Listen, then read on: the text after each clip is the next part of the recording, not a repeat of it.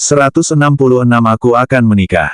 Setengah. Melihat sang permaisuri tidak berbicara, Yuande melanjutkan dan berkata, para murid yang baru saja kembali dari dunia profan melaporkan bahwa jumlah korban tewas dalam pertempuran memperebutkan benda suci kuno itu lebih dari 10.000 orang, dan juga, jumlah orang yang hilang mencapai 1.000 orang. Adapun lebih dari 10.000 orang yang tewas, mereka semua diserap dan berubah menjadi mayat kering. Ini pasti perbuatan orang yang ada di dalam peti mati itu. Dong Huang Baizi menatap Yuande dengan acuh tak acuh dan berkata tanpa tergesa-gesa, lalu kenapa? Yuande terkejut, dan dia buru-buru menundukkan kepalanya. Selain keluarga bangsawan mampu menangani masalah ini terjadi di selatan dan selatan tidak berada di bawah manajemen kami. Jika kalian semua memiliki sesuatu yang ingin kalian bicarakan, katakan saja terus terang, jangan bertele-tele. Dong Huang Baizi berkata dengan dingin. 8 tetua ini memiliki begitu banyak pengalaman, apakah mereka tidak tahu bagaimana menangani masalah seperti ini? Apakah perlu membuat keributan besar tentang hal itu? Kedelapan bawahan itu menundukkan kepala dan saling memandang. Sepertinya mereka sudah berdiskusi bersama sejak awal, mereka semua berlutut di lantai dan berkata serempak, kami harap permaisuri akan memikirkan garis keturunan Dong Huang dan melahirkan seorang anak laki-laki sesegera mungkin dan membiarkan anak laki-laki itu mewarisi warisan Dong Huang. Dong Huang Baizi tidak marah dan malah tertawa. Seketika, semua orang menjadi linglung. Aku kira kalian semua sudah memilihkan seorang suami untukku. Dong Huang Baizi tertawa pelan. Namun, tatapan matanya memancarkan kekejaman yang tajam. Di antara 8 tetua, seorang tetua yang agak gemuk menonjol. Tetua ini bernama Xing Han, janggut di dagunya hampir menyentuh lantai. Jenggotnya praktis dapat digunakan sebagai penyapu. Permaisuri, meneruskan garis keturunan keluarga adalah hukum surgawi, dan terlebih lagi untuk kasus meneruskan garis keturunan Dong Huang. Selain itu, karena keberadaan garis keturunan Nuwa tidak diketahui, orang-orang yang memiliki garis keturunan kuno bahkan lebih jarang sekarang. Meskipun dua keluarga lainnya tidak layak mendapatkan nama keluarga, Dong Huang, selama permaisuri melahirkan bayi laki-laki, dan bayi laki-laki itu mewarisi warisan Dong Huang, kemuliaan keluarga Dong Huang akan bersinar sekali lagi. Sambil berbicara, Xing Han berlutut. Ketika yang lain melihat Xing Han berlutut, mereka mengikuti dan berlutut. Dong Huang Baizi yang berada di atas tahta tidak berbicara. Xing Han melanjutkan dan berkata, keluarga bangsawan di utara dikendalikan oleh kami, Dong Huang, sementara keluarga bangsawan di selatan dikendalikan oleh keluarga Ji. Meskipun keluarga Ying tinggal di selatan, mereka tidak memperhatikan urusan duniawi, oleh karena itu, bawahan merasa bahwa keluarga Ying adalah pilihan terbaik untuk dipilih. Setelah terdiam sejenak, Xing Han melanjutkan perkataannya, pangeran kedua dari keluarga Ying, Ying Kangxi, memiliki bakat dan kebajikan, dan penampilannya juga cukup tampan, dia adalah kandidat terbaik untuk menjadi suami permaisuri. Sudah selesai bicara, Dong Huang Baizi bertanya dengan lemah. Permaisuri, kalian semua boleh mundur. Dong Huang Baizi melambaikan tangannya dan berdiri dari singgasana. Yuande segera bergegas keluar, bawahan masih punya masalah untuk dilaporkan. Masalah ini menyangkut bar rekreasi Kota Longan. Sosok lembut Dong Huang Baizi tiba-tiba bergetar, dan berbagai macam emosi langsung muncul di wajahnya. Karena kedelapan bawahan itu menundukkan kepala, mereka tidak menyadari reaksi Dong Huang Baizi. Bar rekreasi kecil tidaklah penting. Dong Huang Baizi meletakkan tangannya di belakang punggungnya dan bersiap untuk pergi. Yuande buru-buru berteriak, permaisuri, agresi antara utara dan selatan adalah perbuatan bos bar rekreasi ini. Bos bar rekreasi ini bernama Ye Hua. Jadi dia dipanggil Ye Hua. Pria tak berperasaan ini dipanggil Ye Hua. Karena punggung Dong Huang Baizi berhadapan dengan para tetua tidak dapat melihat wajah Dong Huang Baizi yang dipenuhi dengan kebencian dan kedengkian. Namun, semua orang menatap Yuande. Untuk apa kau mengungkit masalah sekecil itu? Yuande tidak memperhatikan tatapan para tetua dan terus berbicara, pria ini punya istri. Nama istrinya King Ya, dan dia sedang hamil. Setiap kata yang diucapkan Yuande bagaikan bilah pisau yang tajam, menusuk tepat ke bagian paling rapuh di hati Dong Huang Baizi. Dia punya istri, dan istrinya sedang hamil. Kalau begitu, aku ini apa? Aku akan menikah. 2 per 2. Ingatan Dong Huang Baizi langsung kembali ke 3 tahun lalu. Situasi pada hari itu kurang lebih sama dengan hari ini, hanya saja saat itu, ayahku yang duduk di atas tahta. Pada hari kedua, aku melarikan diri, dan saat itulah aku bertemu dengan bos bar rekreasi itu. Aku, yang suasana hatinya sedang sangat buruk, berhasil dibujuk olehnya dan menjalin hubungan dengannya. Namun, saat mendengar pria itu mengatakan bahwa ini adalah pertama kalinya baginya, saya merasa sedikit nyaman di hati saya. Saat itu, dia bahkan mengatakan bahwa dia tidak akan menyentuh wanita yang sama 2 kali dan menyuruh saya untuk tidak mencarinya lagi. Saat itu, saya tertawa. Pria itu benar-benar menganggap dirinya hebat, dia adalah orang paling narsis yang pernah saya temui. Setelah bermain-main di dunia profan selama setengah bulan, aku kembali ke alam tanpa kekosongan. Namun, tanpa diduga, ayahku jatuh sakit. Selama itu, aku merasa agak khawatir. Namun, tabib bijak yang datang untuk memeriksa penyakit ayah benar-benar menemukan bahwa aku hamil. Bagaimana mungkin? Namun, setelah membaca diagnosa dokter, saya tercengang, saya benar-benar hamil. Tanpa berpikir panjang, saya tahu siapa pemilik anak itu. Saat itu, ayah saya menjadi sangat marah dan mengamuk, menyebabkan penyakitnya menjadi lebih serius. Semua orang membujuk saya untuk menggugurkan anak itu, mengatakan bahwa masalah ini merupakan aib bagi keluarga Dong Huang. Akan tetapi, saya tidak sanggup melakukannya, bagaimanapun juga, anak itu adalah sebuah kehidupan. Setelah bertahan selama sebulan, aku tak sanggup lagi, dan melarikan diri adalah satu-satunya pilihanku. Namun, kemana aku harus lari? Saat itu, sebuah tempat muncul di pikiranku, yaitu leisure bar. Saat itu, ketika aku menuju ke bar itu, aku bahkan memikirkan beberapa hal yang indah dan menakjubkan dalam pikiranku. Meskipun itu hanya sebuah kebetulan, setidaknya, aku menemukan separuh hidupku yang lain. Namun, aku tak pernah menyangka, aku menunggu hari demi hari, dan setiap malam, aku akan melihat leisure bar tutup untuk urusan bisnis. Berjalan di gang yang remang-remang, aku akan mengangkat kepalaku dan melihat ke lantai 2, ke ruangan yang masih terang. Jarak di antara kita hanya beberapa meter, tetapi mengapa kau tidak mau turun dan melihatku? Setelah mengalami kekecewaan demi kekecewaan, saya menjadi patah semangat, dan setengah bulan kemudian, saya kembali ke alam tanpa kekosongan. Namun, pada saat itu, ayah saya sudah pergi. Hari itu adalah hari tergelap dalam hidupku, rasanya seakan-akan seluruh dunia meremehkanku. Aku bahkan berpikir untuk bunuh diri dan mengakhiri hidupku ini. Namun, ketika aku memikirkan anakku, aku menahan diri untuk tidak melakukannya. Anak itu sangat mirip dengannya. Setiap kali aku melihat putriku, aku teringat pada pria yang tidak berperasaan itu. Lucunya, sekarang, pria itu menikahi seorang wanita, dan wanita itu sedang mengandung anaknya. Anda tidak akan menyentuh wanita yang sama 2 kali. Sungguh lelucon. Namun, saya benar-benar mempercayainya. Mengapa kau begitu tidak berperasaan saat aku sedang hamil, namun ketika menyangkut wanita itu, kau mampu menikahinya? Yuan De, Dong Huang Baizi memanggil dengan suara pelan, namun nadanya ditekan sedemikian rupa sehingga membuat orang merasa takut.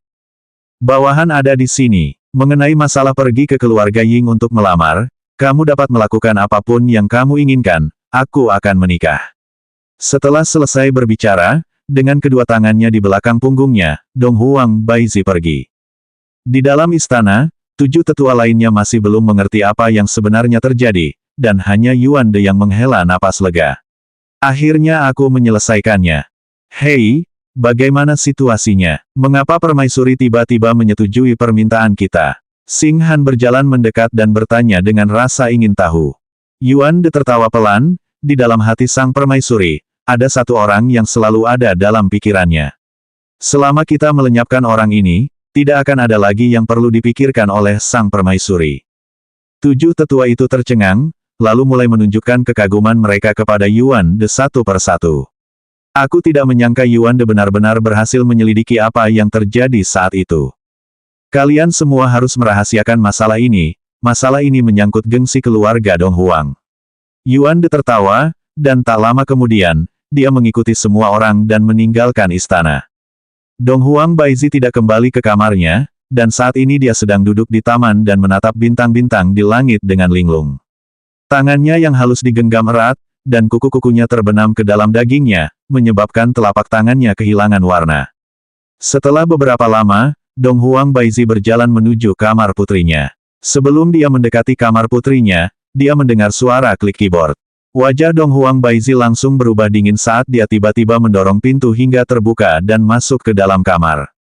Dong Huangli yang saat itu tengah asyik bermain game komputer pun terkejut dan buru-buru mematikan komputernya, lalu berdiri di satu sisi dengan jujur sambil menundukkan kepalanya. Berlututlah. Dong Huangli melepas keyboard dari komputernya dan meletakkannya di lantai, lalu dengan suara plop, dia berlutut di atas keyboard. Aku merasa ibu agak tidak biasa hari ini. Sebaiknya aku lebih berhati-hati. Dong Huang Baizi berjalan ke depan monitor dan komputer, lalu mengulurkan telapak tangannya. Tiba-tiba, monitor dan komputer berubah menjadi debu dan terbang keluar jendela. Dong Huangli menatap debu yang berterbangan dari jendela dengan linglung. Ini adalah satu-satunya benda yang bisa kusentuh untuk berhubungan dengan dunia luar, dan ibu telah menghancurkannya. Air mata mengalir dari wajah mungil Dong Huangli yang menggemaskan, namun dia tidak menangis sama sekali. 167 Kamu Hua. Aku membencimu. Setengah. Duduk di tempat tidur putrinya, Dong Huang Baizi dengan lembut membelai spray. Melihat putrinya menangis, mata Dong Huang Baizi tidak bisa tidak memerah. Ayahmu yang tidak berperasaan itu benar-benar penipu. Dong Huangli menyeka air matanya. Melihat mata ibunya memerah, Dong Huangli tidak dapat menahan diri untuk berdiri dan memeluk ibunya. Ibu, jangan menangis. Ahli tidak akan bermain game lagi mulai sekarang. Ahli berjanji akan belajar dengan tekun dan berlatih ilmu bela diri dengan tekun setiap hari. Dong Huangli memeluk pinggang ibunya dan berjanji dengan suaranya yang lembut. Dong Huang Baizi memeluk putrinya dengan lembut. Ahli adalah orang yang paling dekat denganku. Dan orang yang paling saya benci adalah Ye Hua. Lucunya, saya sebenarnya masih menunggu. Namun, inilah hasil yang saya dapatkan dari penantian ini. Ye Hua, karena kamu tidak punya hati, jangan salahkan aku karena tidak setia. Di lantai 2 leisure bar. Ahli offline. King Yutong berteriak kaget. Ye Zizi menjadi sangat gembira saat dia berkata dengan gembira, bocah kecil itu akhirnya offline, biarkan aku menghabisinya dan menjilati mayatnya. Zizi, tunggu sebentar, mungkin ahli akan kembali online sebentar lagi. King Ya berkata dengan tergesa-gesa. King Yutong mengusap dagunya dan berspekulasi, aku merasa ibu ahli pasti sudah muncul. Siapa tahu, ahli mungkin sedang berlutut di atas keyboard sekarang. Ibu ahli benar-benar. Bagaimana mungkin dia tega membuat seorang anak berlutut di atas keyboard? King Ya menghela napas. Jika itu anakku sendiri, aku pasti tidak akan sanggup membuat anak itu berlutut di atas keyboard. Ye Hua berdiri dan berkata dengan lemah, King Ya, sudah malam, saatnya tidur. Oh, King Ya mengulur-ulur waktu untuk mengucapkan kata itu, lalu mengikuti di belakang Ye Hua dengan enggan. Setelah keduanya pergi, King Yutong dan Ye Zizi saling memandang. King Yutong memberi isyarat dengan alisnya. Dan Ye Zizi segera mengerti King Yutong. Keduanya langsung berganti pakaian. Sebagai penggemar berat cosplay, siang ini, Ye Zizi membeli cukup banyak barang di internet. Ada serial yang tampak gelap, serial gadis muda, serial yang tampak manis, dan sebagainya. Pokoknya, ada berbagai macam serial. Layanan pengiriman Tongcheng memang cepat. Tepat setelah Ye Hua kembali ke kamar tidur, dia berkata kepada King Ya, ganti selimut dan spray. Kenapa? Bukankah semuanya bersih? King Ya bertanya dengan rasa ingin tahu. Aku tidak suka benda-benda yang digunakan orang lain untuk tidur dan menutupi tubuh mereka.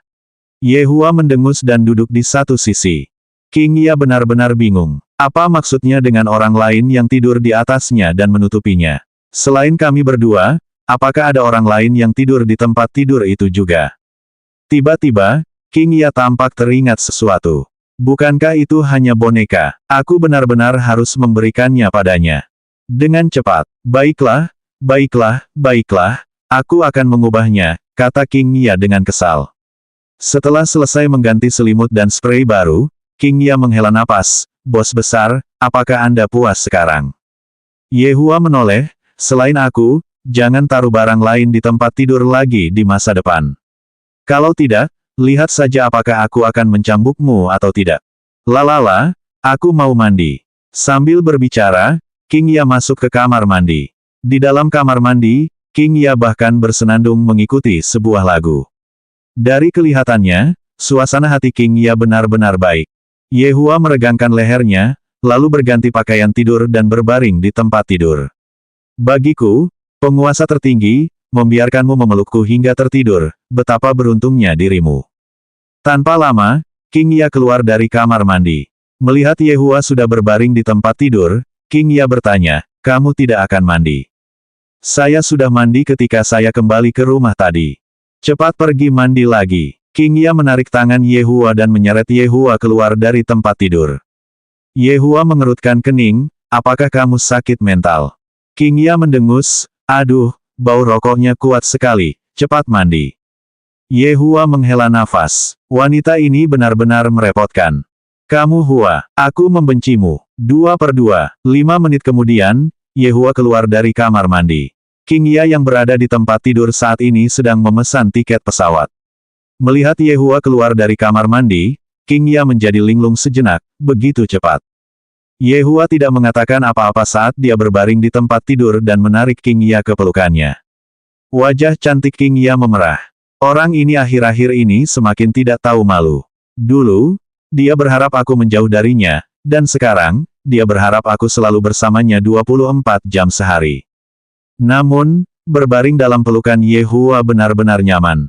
Selain itu, berbaring dalam pelukan Yehua memberiku rasa aman yang sangat kuat, seolah-olah bahkan jika langit runtuh, dia akan tetap di sana untuk berpegangan pada langit, dan terlebih lagi, dia akan dapat melakukannya dengan mudah. Selimut ini terlalu pendek, kata Yehua dengan serius. King Ya yang berada dalam pelukan Yehua terkejut. Orang ini benar-benar pandai berbicara manis, apakah matahari terbit dari barat hari ini? Menyebalkan, King Ya dengan malu-malu meninju Yehua. Kita sudah menjadi suami istri yang sudah tua, namun kau masih saja mencoba menggodaku seperti ini, bajingan besar. Yehua tidak tahu apa yang dilakukan wanita ini dan terus berkata, selimut ini terlalu pendek. Aku tahu, aku akan tetap bersamamu di kehidupan selanjutnya. Konteks, dalam bahasa China, Quilt dan seumur hidup memiliki pinyin yang sama. Quilt, Beizi, Lifetime, Beizi. Pinyin dari Beizi dan Beizi adalah Beizi. Jadi King Ya salah mengira Yehua mengatakan seumur hidup, Beizi, dan bukannya Quilt, Beizi. Yehua tercengang dengan IQ wanita ini, maksudku, selimut ini terlalu pendek. Selimut, selimut. Demi memberi penekanan, Yehua bahkan menggoyangkan kakinya yang tidak tertutup selimut. King Ya tampak seperti baru saja memakan seekor nyamuk dan sudut mulutnya sedikit berkedut.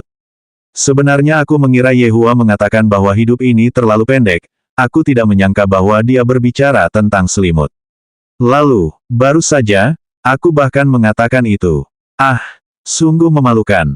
Yehua perlahan mencengkeram wajah merah cerah King Ya dan berkata pelan, kau serakah sekali ya, sampai-sampai menginginkan kehidupanku selanjutnya juga. Pergilah ke neraka, siapa yang menginginkan kehidupanmu selanjutnya? King Ya langsung membenamkan wajahnya di dada Yehua. Ini terlalu memalukan. Yehua tertawa pelan sambil membelai rambut King Ya yang indah. Hari-harinya perlahan menjadi semakin tidak membosankan. Tidak yakin berapa lama telah berlalu, King Ya tiba-tiba bertanya, apakah kamu sudah tidur? Hah, jawab Yehua, aku sangat gembira sampai-sampai aku tidak bisa tidur. Saat berpikir bahwa mereka akan segera mengambil foto pernikahan, King Ya mulai memikirkan berbagai hal dalam benaknya seperti apa yang harus ia kenakan agar terlihat cantik, dan apa yang harus dikenakan Yehua agar terlihat cantik. Yehua memeluk bahu King Ya dan berkata pelan, jika hatimu tenang, kamu tentu akan bisa tertidur. Yehua, mari kita hitung kambing bersama. Kekanak-kanakan. Ayo, ayo, aku ingin tidur. King Ya melanjutkan dan berkata, saya akan mulai. Seekor kambing. King Ya memejamkan matanya dan berkata, 2 kambing, kata Yehua tanpa daya. 3 kambing. 4 kambing. Kambing yang cantik. Kambing pemalas. Daging kambing, gumam King Ya. Kambing panggang. Yehua mengerutkan kening. Hotpot daging kambing. Hotpot daging kambing malah. Sampai di sini, keduanya langsung membuka mata. King Ya cemberut dan mengusap perutnya, suamiku, aku lapar. Saya juga merasa sedikit lapar. Awalnya, Yehua tidak lapar, tetapi setelah menghitung kambing dan menyebutkan berbagai hidangan, Yehua mulai merasa sedikit lapar. Apalagi yang lebih penting daripada makan. Keduanya langsung keluar dari kamar tidur sambil mengenakan pakaian tidur. Namun, setelah pintu kamar terbuka, mereka langsung melihat dua pencuri. "Apa yang kalian semua lakukan?" teriak Yehua. King Yutong dan Ye Zizi terlihat melengkungkan punggung mereka dan mengambil langkah-langkah kecil yang cepat. Namun, ini bukanlah hal utama adalah pakaian mereka. "Hatsune Miku," King Ya bertanya dengan rasa ingin tahu, "apa yang kalian berdua rencanakan untuk lakukan dengan berdandan seperti itu?" "Untuk menakut-nakuti orang." King Yutong segera bereaksi dan berkata dengan penuh kasih sayang, "Zizi bilang dia belum kenyang waktu makan malam, jadi aku akan mengajaknya keluar untuk makan malam." "Baguslah, kita juga mau keluar untuk makan malam, ayo pergi bersama." King Ya menggelengkan kepalanya tak berdaya. Ekspresi King Yutong dan Ye Zizi langsung hancur. Awalnya, mereka berpikir untuk pergi ke disko. Namun, pada akhirnya, sebelum mereka sempat berjalan sampai ke tangga, mereka bertemu dengan Yehua dan King Ya. Betapa tidak beruntungnya mereka berdua. Keempatnya menuju ke toko hotpot istana Pangeran Song. Alasan mereka menuju ke toko hotpot itu terutama karena letaknya dekat. Hanya saja, kelompok mereka agak aneh. Di bagian depan, ada dua orang yang mengenakan pakaian tidur dan sandal, sementara di bagian belakang, ada dua cosplayer, dan di antara salah satu cosplayer, ada seorang loli kecil. Melihat kelompok ini, orang lain tidak akan bisa memahami hubungan seperti apa yang dimiliki orang-orang dalam kelompok itu satu sama lain. 168 roh jahat yang merupakan suami dan istri. Setengah. Meskipun sudah larut malam, setengah dari toko hotpot istana Song Prince masih terisi. Dari kelihatannya, orang-orang di sini adalah orang-orang yang tidak bisa tidur dan datang ke sini untuk makan malam. Di antara orang-orang di dalam toko, ada beberapa orang yang juga mengenakan pakaian tidur. Ketika keempatnya memasuki toko, mereka langsung menarik perhatian semua orang. Sulit bagi kombinasi seperti itu untuk tidak menarik perhatian orang lain, terutama King Yutong dan Ye Zizi yang sama-sama berpakaian seperti Lolita. Gaun pendek itu, yang dipadukan dengan stoking rendah hitam, praktis dapat membuat seseorang menyemburkan darah. Tidak perlu banyak bicara tentang King Yutong, kakinya yang ramping dan jenjang sudah cukup untuk membuat orang lain tidak bisa mengalihkan pandangan dari kakinya. Namun, Ye Zizi memiliki kekuatan penghancur yang lebih besar, lagi pula, dia adalah seorang loli. Keempatnya berjalan ke atas dan menuju ke sebuah ruangan pribadi. Terakhir kali mereka datang ke sini, mereka hanya duduk di aula karena tidak ada ruangan pribadi yang tersisa. Mereka berdua juga ada di sini. King Yutong terdengar berteriak kaget. Yehua dan King Ya melihat ke arah yang sedang dilihat King Yutong. Seorang pria dan wanita terlihat berbicara dan tertawa satu sama lain sambil memakan makanan mereka. Bukankah anak laki-laki ini adalah anak laki-laki yang dicampakkan oleh gadis itu? Dan bukankah gadis itu melarikan diri dengan orang kaya generasi kedua? Baru beberapa hari dan mereka berdua sekarang duduk bersama dan berbicara dengan riang satu sama lain. Gairah King Yutong untuk bergosip pun menyala. Namun, dia ditarik dan dihentikan oleh King Ya. "Mengapa kamu begitu peduli dengan masalah orang lain?" Ye Zizi memasang wajah penuh rasa ingin tahu. Namun, tepat ketika Yehua dan 3 orang lainnya sedang makan hotpot, Jiu Ye sedang menerima tamu di kilang anggurnya sendiri. Tidak benar, Jiu Ye sedang menerima tuannya yang lain. Saat ini, Jiu Ye sedang merangkak di lantai dengan jujur, dan di depannya, pusaran air hitam dapat terlihat muncul. "Guru, orang rendahan ini telah menerima berita bahwa Kaisar Chang telah meninggal. Namun, penyebab kematiannya tidak diketahui." Jiu Ye berkata dengan gemetar. "Meskipun guruku yang hebat telah meninggal, yang paling tidak kurang dari diriku, Jiu Ye, adalah para guru." Suara sedih terdengar dari dalam pusaran air hitam, "Jika dia mati, biarlah. Awalnya, aku bahkan ingin membuatnya membunuh beberapa orang lagi." Jiu Ye merasa bahwa master pusaran air hitamnya tidak dapat muncul karena suatu hal yang tidak mengenakan. Master pusaran air hitamku ini jelas seseorang yang memiliki kekuatan dan wewenang, dan dia ingin memanfaatkan orang lain untuk melakukan pekerjaannya. Besok pergilah ke sana. Begitu Anda tiba di sana, akan ada seseorang yang memberitahu Anda apa yang harus dilakukan. Ya, setelah selesai berbicara, pusaran hitam itu menghilang.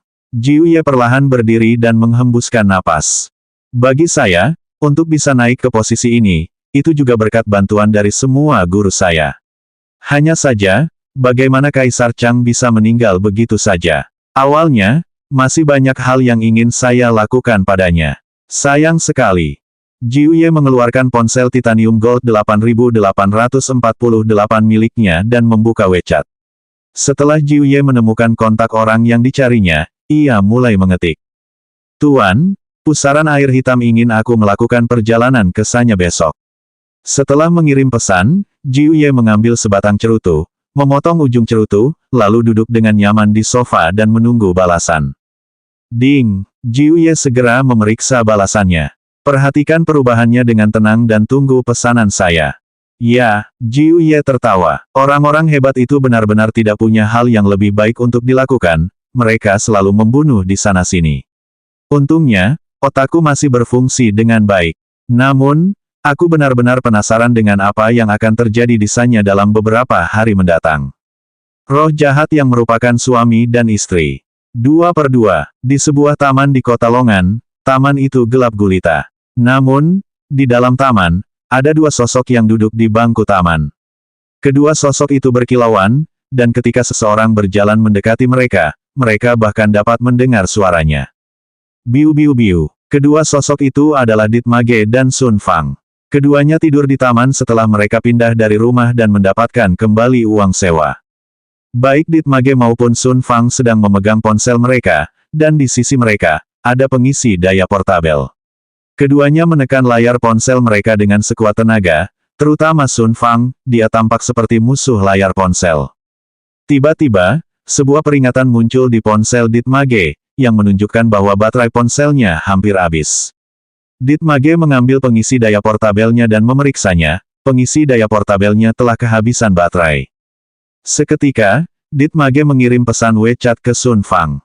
Sun Fang melihat pesan WeChat itu dan mencibir. Mau aku pinjami pengisi daya portabelku? Pergilah ke neraka saja. Menggertakku dan membuatku keluar, mengatakan bahwa kau punya cara untuk menghasilkan uang. Inikah caranya? Tidur di taman. Bajingan ini pada dasarnya menggelapkan uang sewa saya untuk digunakan mengisi saldo permainannya. Sun Fang menjawab, bayarkan kembali uangku. Dit Mage segera mulai mengetik dan membalas, kalau kamu tidak meminjamkanku pengisi daya portabelmu, bagaimana aku bisa menangkap ikan, dan kalau aku tidak menangkap ikan, bagaimana aku bisa membayarmu kembali.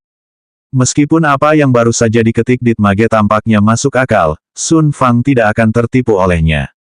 Sun Fang memegang pengisi daya portabel di pelukannya dan melindunginya, bayarkan kembali uangku, bayarkan kembali hidupku, dan bayarkan kembali kepolosanku. Dit Mage menjawab, jangan paksa aku menggunakan kekerasan.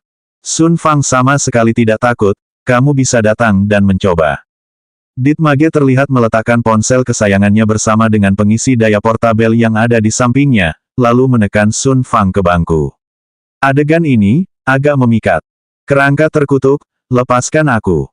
Bajingan, seluruh tubuhmu sekeras batu. Sun Fang meletakkan kedua tangannya ke tulang dada Dit Mage dan mendorong dengan sekuat tenaga.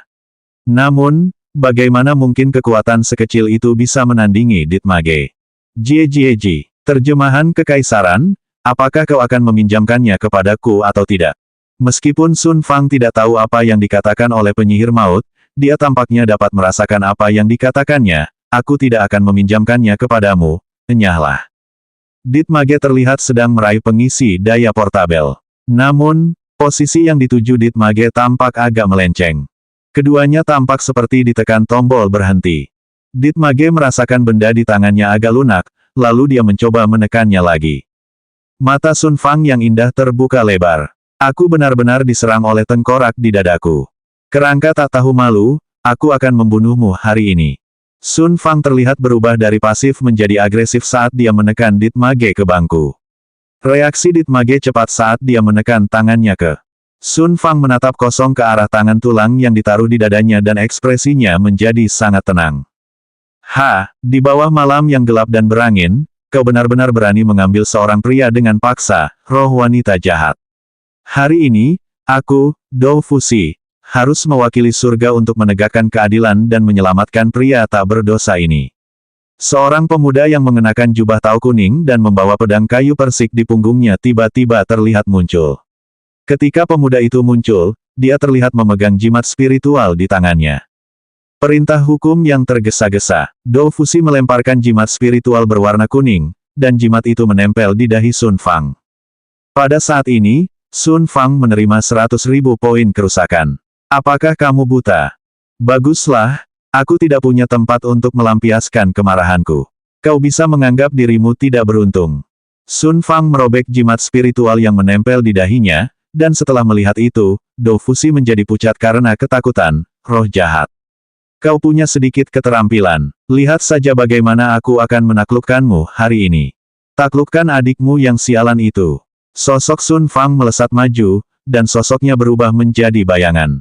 Ditmage duduk, lalu mengambil pengisi daya portabel Sun Fang dan menyambungkan kabelnya ke ponselnya. Biu biu biu. Dou Fuxi tidak menyangka bahwa roh jahat ini akan sekuat ini. Roh jahat ini sebenarnya tidak takut pada jimat spiritual apapun dan bahkan mampu menghadapi pedang kayu persikku dengan tangan kosong. Tidak masalah, aku adalah seseorang yang memiliki sistem penangkap hantu, jadi bagaimana mungkin aku bisa dikalahkan oleh roh jahat ini begitu saja. Dengan suara plop, kakak hantu, tolong selamatkan nyawaku. Sun Fang saat ini sedang dalam fase di mana dia mengamuk. Semua orang salah paham bahwa aku berselingkuh dengan kerangka itu, dan sekarang, bahkan pendeta Tao ini berpikir bahwa aku memaksakan diri pada kerangka itu. Katakan padaku, bukankah ini menyebalkan? Aku benar-benar akan membunuhmu. Kekesalan dalam hati Sun Fang memang tidak lemah. Jika tidak, bagaimana mungkin Dou Fuxi mengira Sun Fang sebagai hantu? Dou Fuxi menatap Sun Fang yang sangat jahat dan berpikir dalam hati, aku sudah tamat. Akhirnya aku mendapatkan sebuah sistem, namun, belum setahun berlalu sejak aku mendapatkan sistem itu, dan bahkan sebelum aku sempat bertindak keren, aku sudah akan mati. Namun, setelah menunggu cukup lama, Dou Fuxi tidak merasakan sakit apapun. Apakah ini yang disebut kematian? Lepaskan aku akan membunuh pendeta Tao yang bicaranya fasih ini. Ditmage terlihat memegang pinggang Sun Fang dengan salah satu tangannya, dan Sun Fang saat ini mengacungkan tangannya ke arah Dou Fuxi, seolah-olah dia telah memindahkan semua kebencian di hatinya terhadap Dou Fuxi. Dou Fuxi perlahan mengangkat kepalanya, dan pada saat ini, cahaya bulan kebetulan menyinari wajah Ditmage. Begitu melihat wajah Ditmage, mata Dou Fuxi hampir keluar dari rongga matanya. Kalian berdua sebenarnya adalah roh jahat yang merupakan suami istri. 169 hantu terkutuk, setengah. Sun Fang yang baru saja tenang kembali tersulut emosinya, pendeta Tao terkutuk, aku akan mencincangmu menjadi jutaan keping. Siapakah suami istri dengan kerangka ini? Apakah matamu buta? Ditmage segera mulai mengetik di ponselnya dengan satu tangan, lalu menunjukkannya pada Sun Fang, dia tampaknya cukup kaya, tidak akan terlambat untuk membunuhnya setelah kita mengambil uangnya. Sun Fang yang marah sampai dadanya naik turun perlahan-lahan menjadi tenang. Setelah tenang, dia berkata dengan penuh kasih, lepaskan aku. Ditmage melepaskan pinggang Sun Fang yang terbuat dari kayu willow. Aku tidak menyangka bahwa sentuhan manusia akan terasa cukup baik, lembut dan terasa sangat nyaman. Tidak heran Yang Mulia dan tuannya memiliki seorang wanita, mereka kemungkinan besar menyukai hal yang dimiliki manusia ini. Kurasa, memeluk manusia wanita di malam hari untuk tidur akan terasa nyaman. Melihat Sun Fang yang tidak jauh darinya, Ditmage tampaknya mengerti mengapa Yang Mulia ingin dia membuat Sun Fang jatuh cinta padanya. Jadi Yang Mulia sebenarnya memberi saya imbalan secara tidak langsung. Saya benar-benar bodoh, baru sekarang saya mengerti maksud Yang Mulia. Saya tidak menyangka bahwa Yang Mulia akan begitu peduli dengan kehidupan pribadi bawahannya. Saya benar-benar merasa tersentuh. Sun Fang berjalan ke depan Dou Fuxi dan berteriak, serahkan uangmu. Dou Fuxi awalnya mengira bahwa dia akan mati dan tidak menyangka bahwa suami istri roh jahat itu hanya menginginkan uangnya. Jika itu hanya uang, itu tidak masalah sama sekali. Kakak hantu, ini semua kekayaanku. Dou Fuxi mengeluarkan dompetnya yang tampak kosong. Di dalam dompet itu, hanya ada 20 plus rem, dia bahkan lebih miskin daripada Sun Fang dan Ditmage. Sun Fang menendang Dou Fusi.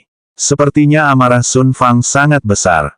Jangan kira aku tidak tahu, di zaman sekarang ini, siapa yang masih membawa uang tunai, menggunakan WeChat dan mentransfer uangmu kepada kami. Teriak Sun Fang. Sialan, roh-roh jahat zaman ini terus mengikuti perkembangan zaman, mereka benar-benar tahu cara menggunakan WeChat untuk merampok uang orang. Saya benar-benar meremehkan keterampilan roh jahat ini. Hantu terkutuk, cepat kemari, teriak Sun Fang ke arah penyihir maut. Namun, Dou Fusi yang berlutut di tanah sedikit linglung.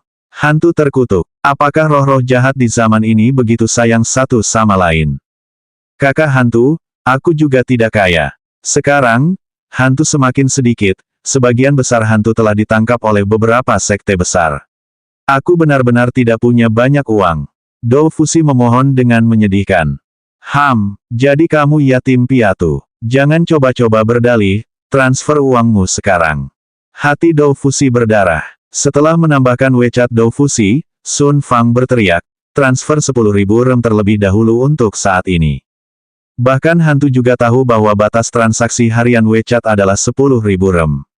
Ditmage dengan senang hati menerima 10.000 rem itu, lalu mulai mengetik di teleponnya, kamu bisa membunuhnya sekarang. Sun Fang mengangkat tangannya. Kakak hantu, aku masih bisa mentransfer 10.000 rem lagi kepadamu besok. Dou Fusi langsung berteriak. Siapa peduli aku masih punya 10.000 rem lagi atau tidak, yang lebih penting adalah bertahan hidup dulu. Mendengar hal itu, Ditmage menjadi sangat gembira. Namun, Sun Fang tidak terlalu peduli. Hanya kematiannya yang bisa membuatku tenang. Orang ini pada hakikat adalah pohon uang, ia mampu menghasilkan uang setiap hari, betapa malangnya jika ia meninggal. Ditmage memegang Sun Fang yang sedang mengamuk. Namun, tangan Sun Fang sudah mendarat. Dou Fusi menatap tanah di sampingnya yang terbelah dan punggungnya menjadi dingin. Kakak hantu jauh lebih baik, kakak hantu terlalu ganas. Lepaskan aku akan membunuhnya. Hantu terkutuk, cepat lepaskan aku. Sun Fang mulai memberontak dalam pelukan Ditmage, menggigit dan mencakar Ditmage. Ditmage menghela napas. Wanita ini benar-benar sudah gila. Sepertinya aku tidak punya pilihan selain menggunakan teknik ekstremku. Selama aku menggunakan teknik ini, aku jamin dia akan langsung pingsan. Teknik ekstrim yang dibicarakan Ditmage adalah ciuman kematian. Ditmage mempersembahkan ciuman kedua dalam hidupnya. Dengan mata indahnya yang terbuka lebar, Sun Fang menatap rongga mata Ditmage yang kosong, dan pingsan tak lama kemudian. Dou Fusi perlahan menundukkan kepalanya. Aku masih anak-anak. Kakak hantu, apakah kamu kekurangan uang sekarang? Tanya Dou Fusi. Sambil memeluk Sun Fang, Ditmage mengetik di teleponnya, lanjutkan. Baru saja, orang rendahan ini melewati sebuah kilang anggur dan mendengar seseorang berkata bahwa akan terjadi suatu peristiwa besar di sana, dan terlebih lagi, akan ada uang yang bisa diperoleh selama peristiwa besar itu. Meskipun Dou Fusi tidak berhasil mendengar dengan jelas apa yang dikatakan orang itu, Dou Fusi merasa bahwa kurang lebih itulah yang dimaksud orang itu. Apakah benar-benar ada masalah seperti itu? Ditmage mengetik dan bertanya. Demi menyelamatkan hidupku, sekalipun materi itu tidak ada, aku harus mengatakan bahwa ia ada. Kakak hantu, beraninya aku menggertakmu. Ditmage memikirkannya sebentar. Karena akan ada masalah besar di sana, itu berarti aku pasti bisa mengumpulkan informasi di sana. Selain itu, saat berada di sana, aku juga bisa mendapatkan uang, bukankah itu hebat? Jika kau berani menggertakku, kau akan mati. Ditmage mengetik di ponselnya. Tak lama kemudian, Ditmage melambaikan tangannya, dan ketiganya langsung menghilang dari taman. Ketika mereka muncul lagi, mereka sudah berada di sana. Ditmage benar-benar bepergian ke tempat-tempat tanpa jejak, sementara Yehua masih harus menunggu jadwal penerbangan besok. Hantu terkutuk, 2/2. Pada saat ini, Yehua dan yang lainnya baru saja selesai makan malam dan sedang dalam perjalanan pulang bersama. Suamiku, aku sangat kenyang. Qingya memegang lengan Yehua dan berkata dengan penuh kasih sayang. Setelah menyelesaikan kesalahpahaman mereka, Qingya menjadi seperti gadis kecil, dan suka bersikap manis di depan Yehua. Yehua menepuk kepala Qingya, siapa yang menyuruhmu makan makanan sebanyak itu? Aku sangat kenyang. Zizi juga kenyang banget. Di belakang Yehua dan King Ya, Hatsune Miku, memegang pinggang mereka dengan kedua tangan mereka. Mereka bertiga praktis pecinta kuliner. Setelah kembali ke kamar tidur, King Ya yang sudah kenyang tertidur hanya dalam hitungan detik. Saat ini, bahkan jika Anda mencoba membangunkannya, dia juga tidak akan bangun, dan malah berubah menjadi monster yang mengerang. Saat fajar pertama menyingsing, cuaca hari ini cukup bagus, matahari tidak terlalu besar, cocok untuk bepergian. Yehua membuka matanya, dan hal pertama yang dilakukannya adalah melihat ke arah dadanya. Sepertinya kebiasaan buruk King Ya untuk meneteskan air liur sudah hilang. Sudah waktunya bangun. Yehua mengangkat tangannya dan menepuk ringan King Ya, waktunya bangun. Aku tidak mau, sekarang masih pagi. Penerbangan kita siang nanti. Aku akan pergi membeli sarapan untukmu. Yehua adalah pria yang menepati janjinya. Karena aku berjanji akan membeli sarapan, aku akan melakukannya. King Ya memeluk Yehua erat-erat, kamu tidak boleh melakukannya, aku akan membelikannya untukmu nanti. Yehua tidak bisa berbuat apa-apa terhadap King Ya. Yehua menggendong King Ya dari tempat tidur, membawanya ke kamar mandi, dan mulai membangunkannya. Namun, tak lama kemudian, suara King Ya yang ingin berkelahi dengan Yehua meledak dari kamar mandi. Hasilnya tentu saja King Ya kalah, dan dengan ekspresi sedih di wajahnya, King Ya mulai menggosok giginya dan mencuci mukanya. Kakak King, kenapa mereka berisik sekali? Ye Zizi bertanya dengan bingung sambil berbaring tengkurap di tempat tidur. Posisi tidur King Yutong bahkan lebih buruk, selimutnya ditendang dari tempat tidur olehnya. Menanggapi pertanyaan Ye Zizi, King Yutong bergumam, semuanya akan baik-baik saja setelah kamu terbiasa. Oh, sambil menghisap rokok, Yehua berjalan keluar dari leisure bar dan tiba di pintu masuk gang. 2 krepes Cina, satu di antaranya tambahkan telur dan ham. Yehua berdiri di depan bibi besar itu dan berteriak. Mendengar itu, bibi besar itu berkata sambil tersenyum, sudah berbaikan dengan istrimu. Yehua tetap diam. Jangan bertindak lagi, apa yang perlu dipermalukan, tidak ada salahnya membujuk istrimu. Mata mana yang melihatku berakting? Apa kau percaya aku akan berhenti membeli sarapan dari kiosmu di masa depan? Sambil membuat krep Cina, bibi besar itu tertawa, kamu seharusnya lebih banyak tersenyum, terutama saat menghadapi istrimu, kenapa kamu malah berwajah dingin dan acuh tak acuh sepanjang hari? Pemikiran yang salah, kata Yehua samar-samar. Melihat Yehua tidak yakin, kompetisi debat antara keduanya dimulai. Setelah menunggu cukup lama dan melihat Yehua masih belum kembali, King Ya merasa sedikit khawatir. Tak lama kemudian, King Ya berlari ke pintu masuk gang dan melihat Yehua sedang berdebat tentang sesuatu dengan bibi pemilik kedai krep Cina itu. Yehua, kalian berdua. King Ya berjalan mendekat dan bertanya dengan rasa ingin tahu. Yehua mengulurkan tangannya dan memegang pinggang King Ya, lalu berkata, dia istriku, jadi terserah aku untuk memutuskan apa yang harus dilakukan. Bibi besar itu terdiam. Beberapa hari yang lalu, kamu terlihat seperti ingin mati. Kalau bukan karena bibi besar yang membantu kalian berdua, apakah kalian berdua bisa berbaikan secepat itu? Lain kali, jangan harap bibi besar itu akan membantumu lagi. Meskipun King Ya tidak tahu apa yang sebenarnya terjadi, bagaimana mungkin King Ya tidak mengerti Yehua? Yehua pasti berusaha bersikap tenang lagi. Sambil tersenyum, King Ya meminta maaf kepada bibi besar itu. 170 mereka lagi setengah. Sambil memakan krep Cina buatan bibi besar, Yehua mendengus.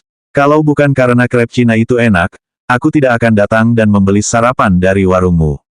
King Ya tidak tahu apakah harus menangis atau tertawa saat dia memukul bahu Yehua, apa yang sebenarnya kamu lakukan? Bibi besar itu benar-benar mengatakan bahwa aku takut pada istriku, hanya memikirkannya saja membuatku marah. Sambil menggigit krep Cina yang dibuat oleh bibi besar itu, Yehua mengkritik bibi besar itu. Sebenarnya, setiap kali Yehua pergi membeli sarapan di kios bibi besar itu selalu mengomel padanya dengan tulus. Awalnya, Yehua ingin membunuh bibi besar itu, tetapi dia menahan diri untuk tidak melakukannya. Dan sekarang, setelah beberapa tahun berlalu, Yehua benar-benar terbiasa mendengar bibi besar mengomel padanya. Jika bibi besar itu tidak mengomel padanya sekarang, dia bahkan akan merasa ada sesuatu yang kurang. Bukankah baik takut padaku? King Ya tertawa penuh kasih sayang. Yehua terkekeh saat dia berjalan ke leisure bar. Kamu berdiri di sana, apa maksudmu dengan tertawa kecil? King Ya menghentakkan kakinya ke tanah, lalu menggigit krep Cina itu. Lezat. Kembali ke atas, semua orang mulai merapikan pakaian mereka. Yehua menatap ketiga wanita itu dan berpikir, apakah mereka bersiap untuk pindah ke rumah baru atau apa? Terutama King Yutong dan Ye Zizi, masing-masing dari mereka membawa koper besar. Koper itu bahkan tingginya hampir sama dengan tinggi Ye Zizi. King Ya menyeret kopernya keluar dan menatap saudara perempuannya dan Ye Zizi, untuk apa kalian berdua membawa begitu banyak barang? King Yutong dan Ye Zizi melihat koper King Ya, lalu kembali melihat koper mereka sendiri. Koper kita kurang lebih sama dengan kopermu. Kakak ipar, kopermu bahkan lebih besar dibandingkan dengan Ye Zizi. King Ya memutar matanya ke arah Yehua yang sedang bersandar di dinding tepat di samping pintu, pakaian kakakmu juga ada di dalam koperku. Kakak bahkan lebih malas dari Zizi. Yehua menatap tajam ke arah Ye Zizi, lalu berkata pelan, ayo pergi. King Yutong berteriak kaget, Zizi dan aku masih belum berganti pakaian, tunggu kami sebentar. Setelah selesai berbicara, King Yutong menutup pintu kamarnya. Ketika King Yutong dan Ye Zizi muncul sekali lagi, sudut mulut Yehua dan King Ya tidak bisa tidak berkedut. Lupakan saja bahwa Ye Zizi mengenakan gaun putri dan memegang payung kecil, tetapi King Yutong, kamu sudah sangat besar, namun kamu masih berpakaian seperti ini. Namun, intinya adalah, dengan cara berpakaianmu, di mana wajahku akan berada. King Ya sedang sakit kepala. Kakak, aku masih punya satu set lagi di sini, apakah kamu ingin memakainya juga? King Yutong berkata dengan gembira. Jika satu orang berpakaian seperti ini, itu berarti ada satu orang yang sakit mental. Namun, jika dua orang berpakaian seperti ini, itu berarti ada dua orang yang sakit mental, dan dalam kasus ini, setidaknya, dua orang yang sakit mental itu saling menemani. Akan lebih baik jika aku bisa menyeret kakak bersama kita. Dengan begitu, akan ada tiga orang yang sakit mental. Ye Zizi berputar-putar dan tertawa penuh kasih, kakak laki-laki, kakak ipar, apakah Zizi terlihat cantik? Harus dikatakan bahwa, Ye Zizi memang sangat menggemaskan. Tidak ada masalah bagi King Yutong untuk berdandan seperti ini, tetapi berjalan di jalan sambil berdandan seperti itu. Apakah itu benar-benar baik-baik saja? Ayo pergi. King Ya berkata tanpa daya. Aku merasa seperti membawa tiga anak dalam perjalanan dan aku harus memikirkan berbagai hal. Begitu tiba di bandara, King Yutong dan Ye Zizi langsung menjadi pusat perhatian. Hampir semua orang memperhatikan dan mengambil foto mereka. Terutama Ye Zizi, dia adalah kesayangan para paman.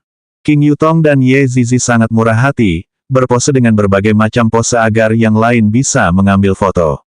Sebuah bandara diubah paksa menjadi pameran cosplay oleh mereka berdua.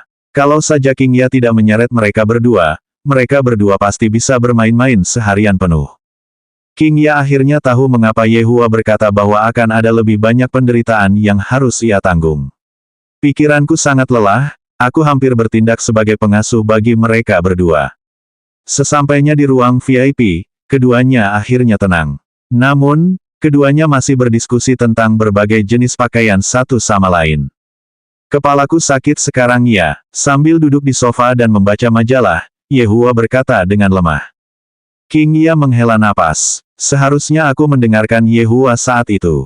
Aku sangat lelah. Mereka semua adalah bos besar, dan aku adalah pelayannya. Mereka lagi dua per dua. Tiba-tiba, seorang pria parubaya yang tampak sombong dan berjalan dengan langkah besar masuk ke ruang VIP. Namun, ketika pria parubaya itu melihat Yehua dan yang lainnya, dia langsung berhenti dan perlahan membalikkan tubuhnya. Xiao Jiu, King Yutong berteriak dengan penuh kasih sayang. Hati Jiu Ye hancur. Kenapa mereka lagi, saat aku bersama mereka, tidak akan ada hal baik yang terjadi padaku. Akan tetapi, aku sudah ketahuan oleh mereka, kalau aku pergi begitu saja. Bos, Nona bos. Jiu Ye melangkah maju dan berkata sambil tersenyum. Yehua mendongak dan melihat, lalu segera menundukkan kepalanya lagi dan melihat ke arah majalah. Aku merasa beberapa pakaian yang ada di majalah itu sangat cocok untuk dikenakan King Ya. Xiao Jiu, kemana kau akan pergi? King Ya berkata sambil tersenyum, dia benar-benar berbeda dari CEO berwajah dingin seperti dulu. Kekuatan cinta memang luar biasa. Jiu Ye merasa sangat getir di dalam hatinya.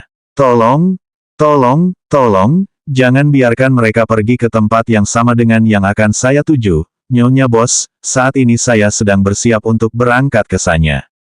Kamu mau ke sana? Kebetulan sekali, kita juga mau ke sana. Jiu Ye, selain tertawa paksa, Jiu Ye tidak tahu bagaimana cara mengungkapkan suasana hatinya saat ini. Jiu Ye tidak berani duduk. Setelah menuangkan segelas air, Jiu Ye berdiri di satu sisi dan mulai menunggu. Tiba-tiba, ponsel Jiu Ye berdering. Setelah mengeluarkan ponselnya dan melihatnya, dia menyadari bahwa itu sebenarnya adalah istrinya. Ada apa? Tanya Jiu Ye ringan. Suara bertanya terdengar dari telepon. Kemana kamu pergi? Bukankah aku sudah bilang padamu tadi malam? Aku akan pergi ke sana untuk mengurus beberapa hal. Alis Jiu Ye sedikit berkerut. Istriku ini membiarkan imajinasinya menjadi liar setiap hari. Sanya, mau ikut serta dalam pesta besar Haiti. Jika ada yang penasaran tentang apa itu Haitian Grand Banquet, Anda dapat mengunjungi tautan dan menggunakan Google Translate untuk membacanya. URL. Aduh, sial, kamu bisa berpikir seperti itu. Kenapa kamu tidak menulis buku saja? Apa kamu sakit? Teriak Jiu Ye pelan, dan cangkir di tangannya bergetar, menyebabkan air di dalam cangkir itu terciprat keluar dan mengenai pakaian koboi miliknya. Seorang pramugari terlihat berjalan mendekat dan berkata dengan ramah, "Tuan, air minum Anda tumpah, apakah Anda perlu saya bersihkan jas Anda?" Jiu Ye menjadi linglung, dan wanita di dalam telepon itu tercengang. Tak lama kemudian, wanita di dalam telepon itu meledak dengan marah, "Gong Wei, kamu sangat hebat. Dan kamu masih berani mengatakan bahwa kamu akan pergi ke sana. Sebaliknya, kamu malah pergi mencari seorang wanita muda. Jika kamu memiliki kemampuan, jangan kembali." Mendengarkan suara nada sibuk yang keluar dari telepon, Jiu Ye tercengang. Pramugari yang mendengar suara wanita yang keluar dari telepon itu tahu bahwa dia telah membuat wanita di dalam telepon itu salah paham. "Tuan, saya minta maaf karena telah menimbulkan masalah bagi Anda." Jiu Ye menghela napas, lalu menjauhkan ponsel titanium emas 8848 miliknya. "Tidak apa-apa. Maaf atas masalah ini. Saya tahu tidak akan ada hal baik yang terjadi jika saya bertemu dengan mereka berdua. Dalam waktu kurang dari semenit, istri saya sudah ingin menceraikan saya." Setelah menunggu selama setengah jam, Yehua dan yang lainnya naik ke pesawat. Tentu saja, kursi yang dibeli King Ya adalah kursi kelas bisnis. Setelah naik ke pesawat, King Yutong dan Ye Zizi mulai tidur. Namun, Ye Zizi tidur sambil berbaring di tubuh King Yutong. Melihat mereka, mereka tampak seperti ibu dan anak. Sementara itu, King Ya bersandar ke tubuh Yehua dan diam-diam menikmati saat-saat damai. Jiu Ye duduk di samping mereka dan merasa agak gelisah. Ini benar-benar menyedihkan. Tiba-tiba, seorang pramugari berjalan mendekat. Jiu Ye mendongak dan melihat, ternyata itu adalah pramugari yang tadi. "Tuan, tidak baik jika noda air menempel di jas Anda. Bagaimana kalau saya yang membersihkannya?" Pramugari itu sedikit melengkungkan tubuhnya. Jiu Ye adalah orang yang berpengalaman, dan dia langsung mengerti apa yang ingin disampaikan pramugari ini kepadanya. "Ini agak menarik. Karena kamu ingin membantuku membersihkan noda air, aku akan membiarkanmu membersihkannya nanti. Kita pergi kemana, Tuan? Anda bisa ikut dengan saya, di sini ada tempat untuk berganti pakaian." Yang disebut tempat untuk berganti pakaian pada dasarnya adalah kamar mandi. Ketika Jiu Ye keluar dari kamar mandi, noda air memang sudah tidak ada lagi di pakaian koboinya. Setelah setengah jam penerbangan, pesawat akhirnya tiba di Bandara Internasional Sanya. King Yutong dan Ye Zizi masing-masing memegang payung kecil dan tampak mengantuk. Melihat mereka membuat orang ingin memanjakan mereka. "Bos, Nona Bos, kalian semua mau kemana? Biar aku antar kalian semua," kata Jiu Ye dengan sopan. "Aku merasa akhirnya aku bisa lepas dari mereka. Itu akan menjadi masalah besar bagimu." King Ya pun bersikap sangat sopan. Selanjutnya bab 171 Dong Huang Li setengah.